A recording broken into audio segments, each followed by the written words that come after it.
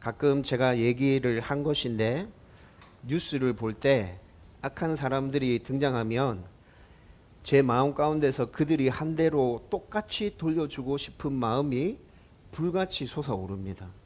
가령 예를 든다면 몇 달 전에 청소년 친구들이 한 친구를 아파트 헬스장으로 불러서 집단 폭행을 가해서 중태에 빠뜨린 사건이 있었습니다. 그런데 그 아이들이 경찰서에 불려가서 진술할 때 장난 삼아서 스파링한 것이다 라고 진술했죠. 여러분, 그렇게 뉴스가 나오는 그 기사를 보면서 제가 무슨 생각을 했냐면 그 아이들도 똑같이 장난 삼아서 스파링을 하면서 중태에 빠뜨려야 된다. 제가 그런 생각을 했었어요. 여러분, 작년에 있었던 일이에요. 천안에 의붓 아들, 9살 되는 의붓 아들, 여행용 캐리어에 감금하고 폭행해서 죽인 아주머니가 있었죠. 계모가 있었어요. 여러분, 그 기사를 보면서도 비슷한 생각을 했어요. 여러분, 그 캐리어 안에 갇혀져서 그 아이가 느꼈을 그 슬픔과 아픔과 상실감과 그 공포를 여러분 느껴지잖아요. 짐작이 되잖아요. 여러분, 저 그 계모에게 똑같이 해야 된다는 생각이 들었어요. 그렇게 해야 이 나라의 정의가 올바로 서지 않을까? 영화에서 권력과 돈으로 자기가 잘못을 저질렀음에도 불구하고 그 모든 잘못들을 무마시키고 요리조리 빠져나가는 그런 사람들을 볼 때 정식 재판 절차와 상관없이 그 사람들을 응징하는 사람들이 일어나서 아주 보복적으로 그 사람들의 죄에 대해서 벌하는 사람들이 가끔 등장할 때 있습니다. 저는 그런 사람들의 모습을 보면서 굉장히 통쾌하면서 짜릿함을 느낍니다. 그래, 저렇게 돼야지. 저렇게 돼야 세상이 똑바로 돌아가는 거지. 이런 생각이 든다고요. 여러분, 그런데 이런 저의 모습에서 교만해서 기인하는 자기의가 가득해서 나는 저 사람들과 달라라는 생각을 가지고 있는 저를 발견하게 됩니다. 또 저의 내면에 죄에서 비롯된 잔인한 폭력성과 보복하고 싶은 마음이 꿈틀대고 있다는 것도 발견할 수 있어요. 도화선에 불만 댕겨지면 폭발하는 폭탄처럼 뭔가 원인이 될 만한 일이 생긴다면 제가 악하다고 생각하는 그 사람들과 똑같이 내 안에서도 악한 모습이 그렇게 드러나겠구나 라는 생각이 든다는 거죠. 여러분, 제 안에 이런 모습이 있음에도 불구하고, 이런 것들이 있다는 걸 알고 있음에도 불구하고 그런 사람들을 볼 때마다 어떤 마음이 들어요? 똑같이 갚아줘야 돼. 보복하고 싶은 마음이 생긴다고요. 우리는 몇 주 동안 로마서 1장 18절에서 32절의 말씀으로 하나님의 진노가 왜 사람에게 임했는지, 그리고 하나님의 진노는 어떻게 우리 가운데 임하는 것인지에 대해서 쭉 살펴보았습니다. 그런데 이렇게 몇 주 동안 살펴본 말씀은 이방인들의 죄에 대해서 하나님이 진노하시는 것에 대한 말씀이었습니다. 그런데 오늘부터 몇 주 동안 우리가 나눌 말씀은 학자들에 따라서 약간 견해 차이가 있습니다. 유대인들에게 주시는 말씀이다 얘기하는 학자들도 있고, 아니 이 세상의 모든 사람들에게 주고 있는 말씀이야 라고 말하는 학자들도 있고, 도덕적으로 의롭다고 생각하는 사람들에게 주시는 말씀이야 라고 말하는 학자들도 있어요. 그런데 제가 볼 때는 오늘 우리가 읽었던 이 본문의 말씀이 도덕적으로 자기가 의롭다고 생각하고 있는 사람들에게 주시는 말씀이라는 생각이 듭니다. 그 사람들에게 하나님의 진노가 어떻게 임했는지에 대해서 2장에서부터 지금 설명하고 있다는 거죠. 여러분, 신약 성경에 이런 사람들이 굉장히 자주 많이 등장하고 있었어요. 어떤 사람이었죠? 서기관과 제사장들과 바리새인들, 소위 자기들이 종교 지도자라고 말하는 그 사람들의 모습 가운데 도덕적인 의로 가득 차서, 자기 의로 가득 차서 나는 다른 사람들과 달라, 저 사람들이랑 나를 비교하지 마 라고 말하는 사람들이 굉장히 넘쳐나고 있었어요. 이런 사람들에 대해서 예수님은 어떻게 하셨습니까? 그들의 겉과 속이 다름을 예수님께서는 꿰뚫어 보시면서 그들을 신랄하게 비판하셨죠. 니네들이 오히려 더 더러워. 니네들은 겉은 안 그런 척 하면서 속은 다 문드러져 있잖아. 예수님께서 계속 이렇게 지적하셨잖아요. 그런데 우리 주위와 또 자기의 모습들을 잘 살펴보면 이런 생각과 모습으로 살아가는 사람들이 정말 많다는 것을 확인하게 됩니다. 그것뿐만이 아니라 우리 안에도 이런 모습들이 꿈틀대고 있다는 것 여전히 발견하게 되죠. 그리고 이렇게 도덕적으로 자기는 의롭다고 생각하는 그 사람들, 다른 사람들을 판단하고 정죄하는 사람들에게서는 몇 가지 특징적인 모습이 나타나게 되는데, 오늘은 그 특징들을 세 가지로 정리해서 우리 가운데 보여주고 있습니다. 여러분, 첫 번째로 자기의가 가득 차서 다른 사람을 정죄하고 비판하는 사람은 다른 사람들의 잘못을 비판하는 데 있어서 민감하고 빠르고 날카롭습니다. 자기의로 가득 차서 다른 사람들을 정죄하고 비판하는 사람들의 마음 가운데 담겨 있는 진짜 목적은 뭘까요? 그 사람들이 왜 그렇게 하죠? 우리가 왜 그렇게 하죠?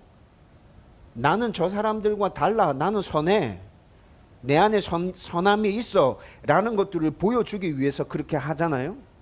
최종적인 목적은 나를 드러내기 위함이거든요.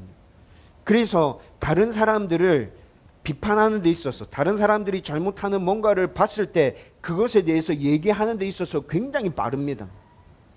빠를 뿐만이 아니라 그런 것들을 찾아내기 위해서 민감하게 두 눈을 부릅뜨고 쳐다보고 있어요. 저 사람 저거 잘못된 건데, 저렇게 하면 안 되는데 왜 저렇게 하지? 자기 비판에 대해서 다른 사람들이 반박을 가하지 못하도록 다른 사람들을 비판할 때 굉장히 날카롭게 논리적으로 딱딱 맞추어서 비판합니다. 비판해 볼 테면 한번 해봐. 내가 이렇게 얘기한 것에 대해서 네가 반박을 가할 수 있으면 한번 해봐. 그런데 이들이 간과하고 있는 것이 있는데, 그들이 비판하며 정죄하는 그 모든 죄악이 자기들 가운데도 넘쳐나고 있다는 것입니다. 오늘 우리가 읽은 본문 말씀 1절에서 이렇게 얘기합니다. 그러므로 남을 비판하는 사람아, 남을 비판하는 사람아, 이거 누구를 가리키냐 하면 도덕적으로 나는 의로워 라고 생각하고 다른 사람들이 잘못하는 모습을 보면서 정죄하고 비판하고 있는 사람들을 칭해서 얘기하는 거예요. 누구를 막론하고 네가 핑계하지 못할 것은 남을 판단하는 것으로 네가 너를 정죄함이니, 판단하는 네가 같은 일을 행함이니라 라고 1절 말씀에서 얘기해 주고 있습니다. 네는 다른 사람이랑 너는 다르다고 생각하고 의롭다고 생각하고 다른 사람들의 잘못을 들춰내면서 비판하고 판단하고 있는데 똑바로 봐야 돼. 너도 똑같잖아 지금. 그게 바로 네 모습이잖아. 너도 네가 얘기하고 있는 그 범주 안에서 절대 벗어나지 못해. 여러분, 지금 1절 말씀이 이 이야기를 하고 있는 거라. 누구를 막론하고, 이 말과 내가 같은 일을 행함이니라 라는 말에서 분명하게 드러나고 있죠. 모든 사람은 다 똑같이 죄의 늪에 빠져서 허우적거리면서 점점 더 깊이 빨려 들어가면서 죽음을 향해 달려가고 있습니다. 그런데 다른 사람을 비판하며 정죄하는 사람들은 마치 자기도 죄의 늪에 빠져서 이미 무릎까지 잠겼는데, 다른 사람들을 쳐다보니까 다른 사람들은 목까지 잠겨 있거든요. 그런데 목까지 잠겨 있는 그 사람들, 곧 흔적도 없이 사라질 그 사람들을 바라보면서 자기는 그들과 다르다고 생각해서 그들을 향해서 비판하고 정죄하고 있다는 것이죠. 여러분, 늪에 빠져서 이미 무릎까지 빠졌다면 그 사람도 곧 늪에 쑥 빨려 들어가겠죠. 그런데 그런 사람이 목까지 잠겨 있는 사람을 보고 비판한다는 것은, 여러분, 우리는 이것을 어떻게 표현하면 정확하게 표현하는 것일까요? 어리석다, 멍청하다. 여러분, 이렇게 표현해야 그 사람들을 정확하게 표현하는 것 아닐까요? 진짜 어리석은 모습인 거죠. 여러분, 그런데 우리 가운데, 저와 여러분들 모습 가운데 이 어리석음의 모습이 있다는 거예요. 특별히 오늘 말씀을 나누면서 저는 저의 모습을 계속 생각하고 제 모습을 계속 보게 됩니다. 욕심과 교만으로 똘똘 뭉친 저의 모습을 느끼면서 매일 말씀과 기도를 붙들고 몸부림치고, 또 중요한 일을 결정할 때마다 하나님께서 저에게 들려주시는 말씀에 따라서 순종해서 결정하기 위해서 노력하고 있는데, 여러분, 또 다른 저의 모습 가운데는 다른 교회의 문제들과 다른 목사님들의 문제들, 정치인들의 문제들, 권력자들의 문제들에 대해서 굉장히 민감하고 빠르고 날카롭게 정죄하고 비판하고 있는 모습을 제 안에서 발견하게 된다고요. 그런데 저 역시 그들과 다를 바 없는 죄인이며 죄의 늪에서 죄의 늪에서 허우적거리면서 영원한 죽음으로 빨려 들어가고 있었죠. 그런 저에게 하나님께서 놀랍도록 은혜와 사랑을 부어주셔서 그 은혜와 그 사랑 덕분에 그 늪에서 빠져나와서 새롭게 하나님의 자녀의 신분으로 이 세상 가운데서 살아가고 있는데, 그런데 여전히 기회가 생길 때마다 그 죄의 늪으로 다시 달려 들어가려고 하는 제 모습을 계속 발견하고 있다고요. 여러분도 방금 언급한 저의 모습과 비슷한 부분들이 있어서 고민하고 고뇌하고 있는 분들이 있을 것입니다. 그래서 예수님께서 마태복음 7장 3절에서 말씀하십니다. 어찌하여 형제의 눈 속에 있는 티는 보고 내 눈 속에 있는 들보는 깨닫지 못하느냐. 여러분, 예수님께서 하신 이 말씀이 어떤 의미죠? 다른 사람 쳐다보지 말고 너만 봐, 너만. 네 안에도 그런 문제가 있는데 무슨 다른 사람들 얘기를 그렇게 해. 말씀을 붙들고 너에 대해서 고민하면서 치열하게 몸부림쳐. 여러분, 예수님께서 지금 우리에게 이 말씀을 하고 계신 것이죠. 이 관점에서 저도 여러분에게 말씀 앞에 서서 다른 이가 아니라 자기를 살펴보라고 강조해서 선포하고 있는 것입니다. 말씀을 통해서 저와 여러분들의 모습이 어떠한지 똑바로 볼 수 있기를 주님의 이름으로 축원드립니다. 두 번째로 3절 말씀에 나타나는데, 자기가 가득 차서 다른 사람들을 비판하고 정죄하는 사람은 자기 죄에 대해서 둔감한 특징을 나타냅니다. 여러분, 3절 말씀에 이렇게 말씀합니다. 이런 일을 행하는 자를 판단하고도 같은 일을 행하는 사람아. 이런 일을 행하는 자라는 건 잘못하고 있는 사람을 얘기하는 거죠. 죄를 짓고 있는 사람을 얘기하는 겁니다. 그 사람을 보고 판단하고 정죄했습니다. 그런데 똑같은 일을 행한다고 성경이 얘기하고 있죠. 그렇게 말하는 니도 똑같은 일을 행하고 있는데 니는 네 모습이 안 보이나? 지금 얘기하고 있는 거예요. 여러분, 이런 다른 사람의 죄를 보며 정죄하고 비판하는데 자기에게도 그와 같은 죄가 똑같이 나타남에도 그에 대해서는 아무런 반응이 나타나지 않는 사람을 지금 3절에서 지적하고 있는 것입니다. 성경에서 이런 좋은 예가 등장하는데, 사무엘하 12장 말씀을 읽어보면 나단 선지자가 위대한 하나님의 사람인 다윗의 죄를 신랄하게 지적하는 말씀이 바로 그 말씀입니다. 여러분, 그런데 그 사건에서 정말 놀라운 것은 우리가 정말 진짜 위대한 하나님의 사람이었다고 생각하는 다윗조차도 자기의 죄에 대해서 둔감했다는 것을 보여주고 있습니다. 여러분, 수요 기도회 때 사무엘상 말씀을 나누면서 다윗의 모습을 계속 살펴보고 있죠. 우리가 알고 있는 다윗의 모습은 어땠습니까? 소년 다윗은 어릴 때부터 목동 시절 때부터 하나님과 온전히 동행했고 하나님에 대한 온전한 믿음으로 모든 전장에서 다 승리했던 믿음의 위인이죠.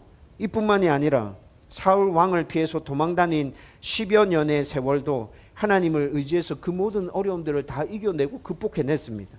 그리고 이뿐만이 아니라 또 하나님에게 인정받았을 뿐만이 아니라 이스라엘 백성들에게도 인정받은 진짜 위대한 왕이었잖아요.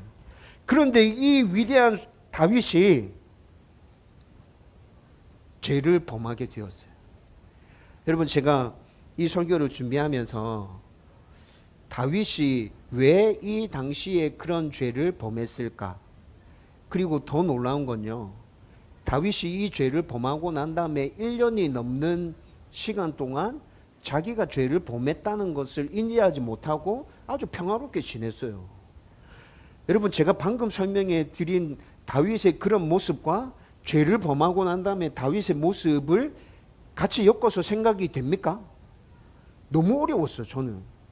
아니, 사무엘상에서 우리가 살펴보고 있는 다윗은 비록 실수할 때가 있었지만, 근데 그렇게 실수할 때마다 다윗은 금방 자기가 실수했다는 것을 알았고 하나님 앞에 엎드렸고 회개했는데, 어떻게 이렇게 큰 죄를 짓고도 1년이 넘는 세월 동안 지가 죄를 지었다는 것조차 모르고 평안히 지낼 수 있었지?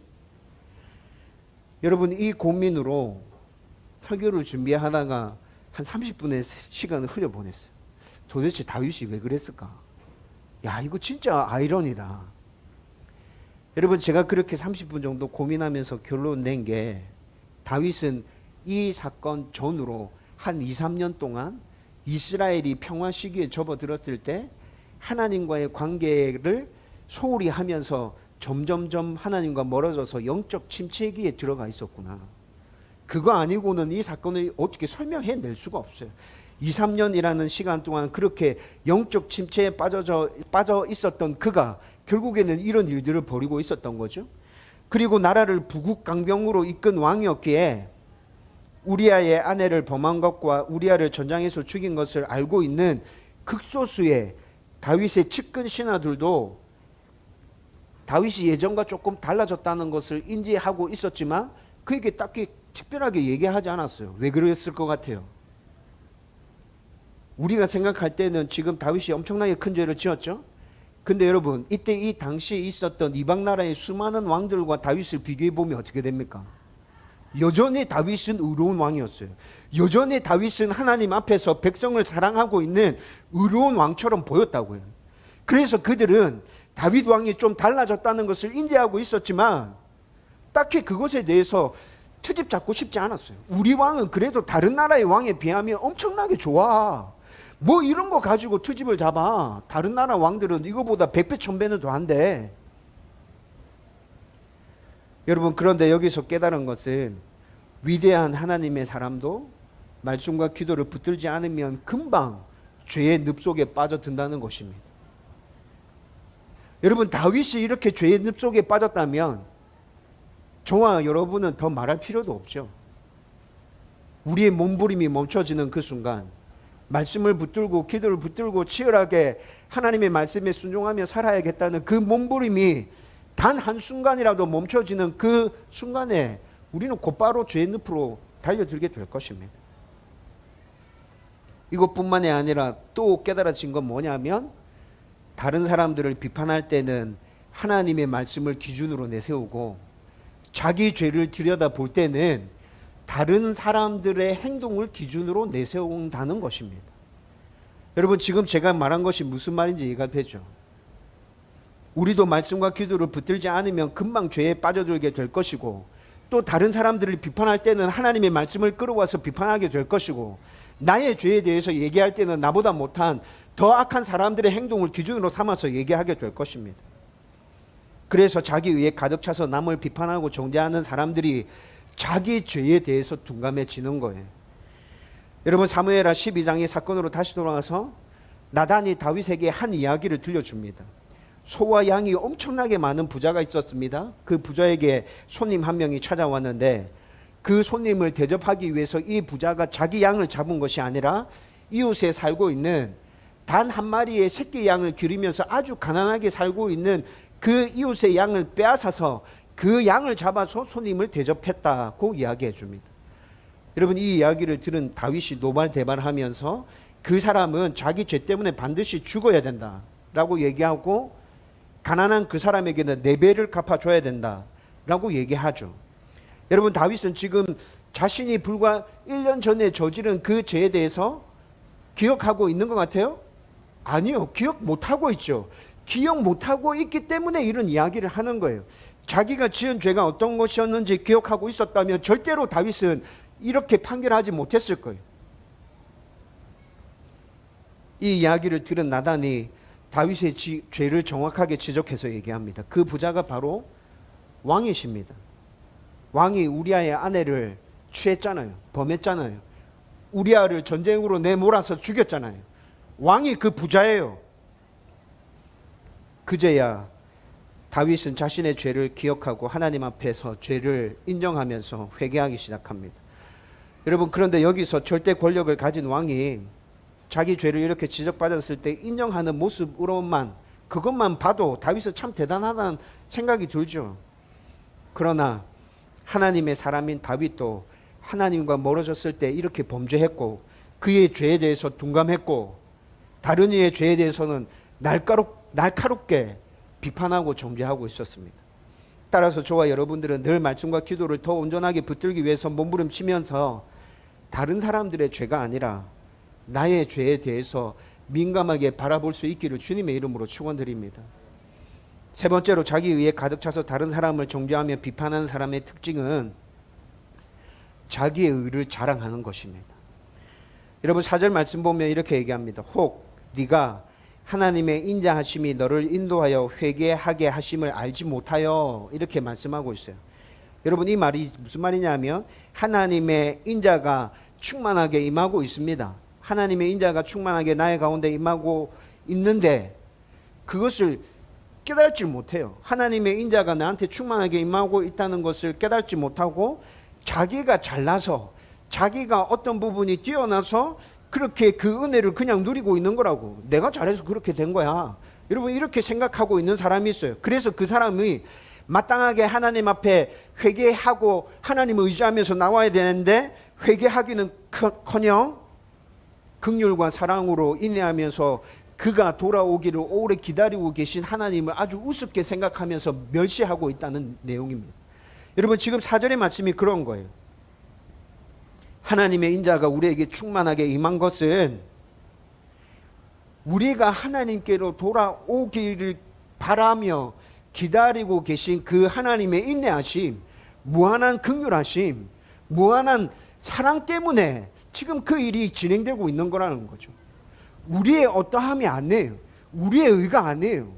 그런데 이 사람은 지금 자기가 잘나서 그렇다고 생각하고 자기 의를 자랑하는 거예요. 오늘 말씀을 준비하면서 저의 모습이 진짜 많이 보였어요. 하나님께서 이 말씀이 저한테 주시는 말씀이라는 생각이 저는 진짜 많이 들었거든요. 지난주 목요일과 금요일 이틀 동안, 목요일 금요일 이틀 동안에 우리 교회가 장소 이전과 관련해서 기도하고 준비하고 있다는 것을 소문으로 전해 들은 호산나 교회 성도 한 분과 제 후배 목사님 한 분이 저한테 연락을 해왔습니다.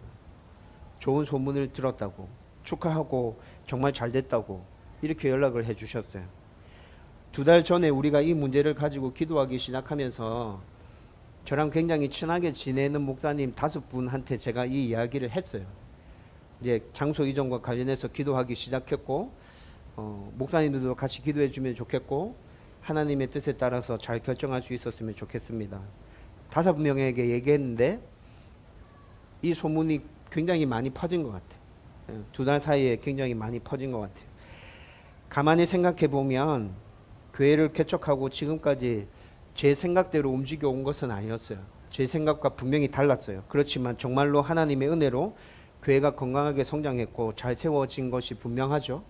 저는 그렇다고 확신하고 있습니다.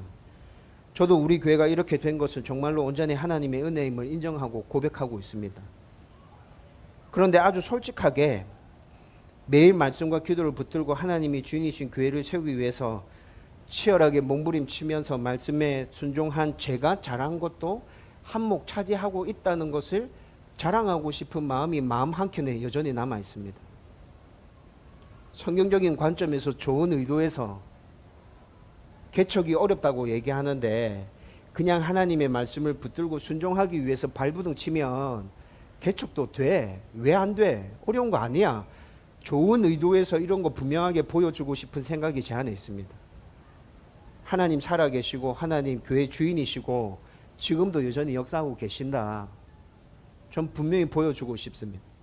그리고 또 한편으로 저의 의를 자랑하고 싶은 마음에서 이렇게 된 것을 자랑하고 싶은 마음도 여전히 존재하고 있습니다. 이것이 매일 치열하게 제 안에서 벌어지는 저의 영적인 싸움입니다. 밀고 땡기고 밀고 땡기고. 얼마 전에도 이런 영적인 싸움이 치열하게 벌어지고 있다고 말씀드렸었죠. 하나님이 이 교회의 주인이시고 나의 주인인데 그러면 종은 아무것도 주장할 수 없고 자기 의를 자랑할 수 없는데 오직 주인인 예수님만, 하나님만 드러나야 되는데 왜 자꾸 주인을 밀어내고 나를 드러내려고 하는 것이지?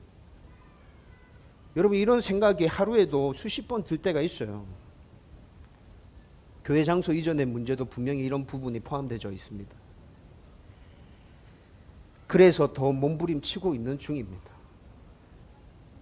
아마도 이 문제는 제가 주님 앞에 서기까지 계속될 것 같습니다. 사역을 그만둘 때까지는 사역적인 부분에서 잘된 게 있으면 저를 드러내고 싶어 하겠죠. 사역이 그만두면 끝날까요?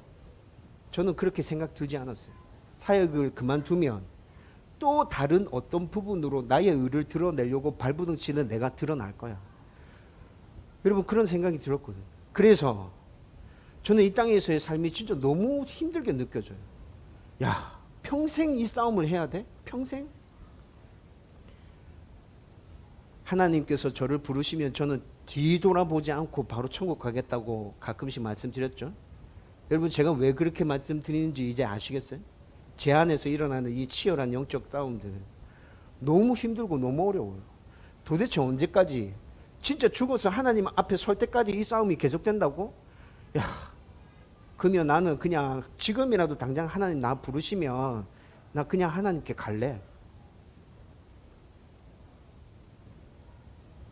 저와 여러분들이 우리는 자기 의를 드러내고 싶어 한다는 것을 잘 기억하고 이 세상에 사는 동안 온전히 하나님만을 높여드릴 수 있기를 주님의 이름으로 축원드립니다. 여러분, 이렇게 자기 의에 가득 차서 다른 사람을 정죄하고 비판하는 이들에게 이방인들에게 선고된 하나님의 진노가 똑같이 임한다고 말씀해 주고 있습니다.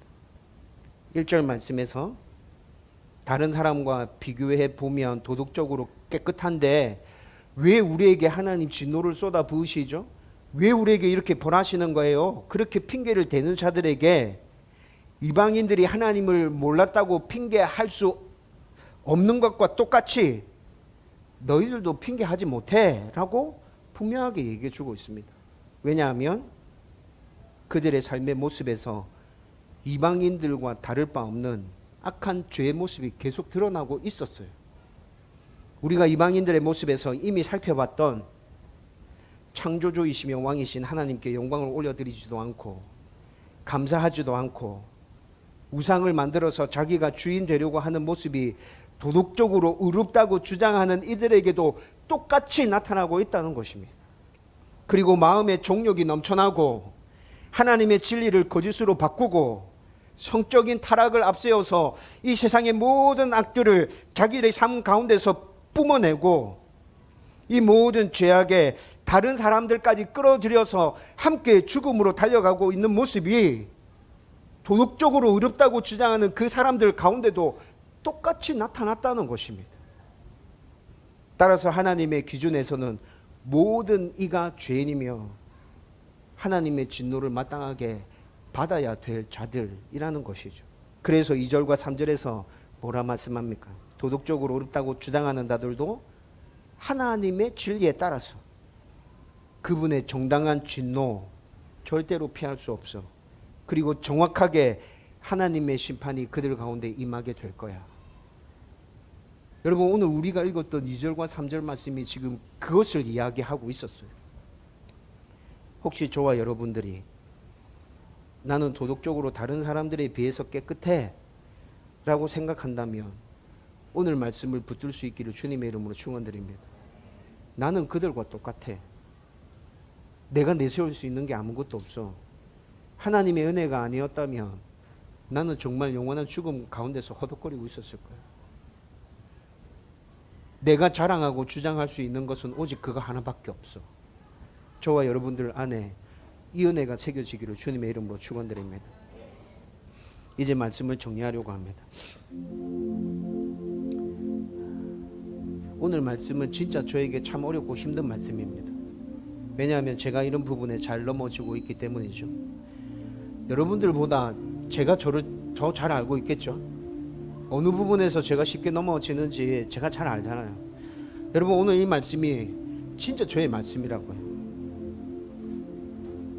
그래서 여러분에게 말씀 앞에 서서 자신을 잘 살펴보라고 말씀과 기도를 붙들고 계속 몸부림쳐야 한다고 계속 강조하는 거예요.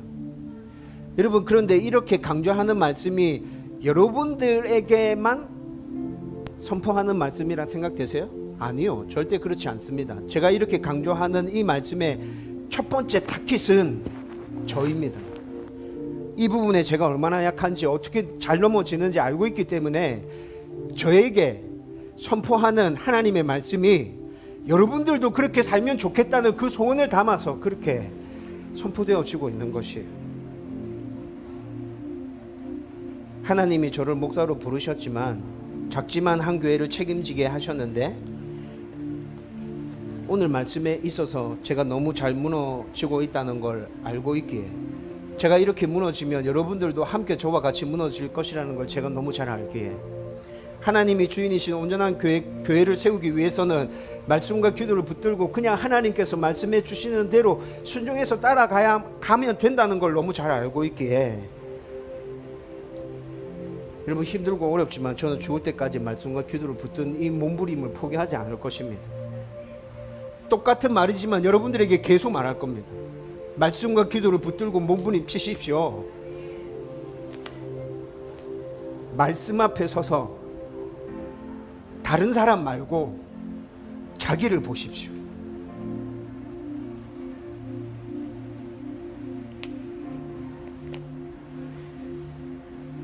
여러분도 각자에게 이런 연약함이 있다는 것을 인정하고 저와 함께 이 몸부림을 계속 치면서 한 걸음 한 걸음 하나님 곁으로 갈 수 있었으면 좋겠어요. 저 혼자는 너무 힘들지만 여러분들이 함께 그 몸부림에 동참하고 있다는 것을 느끼는 순간 굉장히 힘이 날 것 같습니다. 위로가 되고 격려가 될 것 같아요. 끌어주고 밀어주면서 함께 하나님 계신 그곳까지 이룰 수 있을 것 같다고요. 저는 우리가 함께 그 몸부림을 멈추지 않고 지속해 가기를 주님의 이름으로 축원드립니다.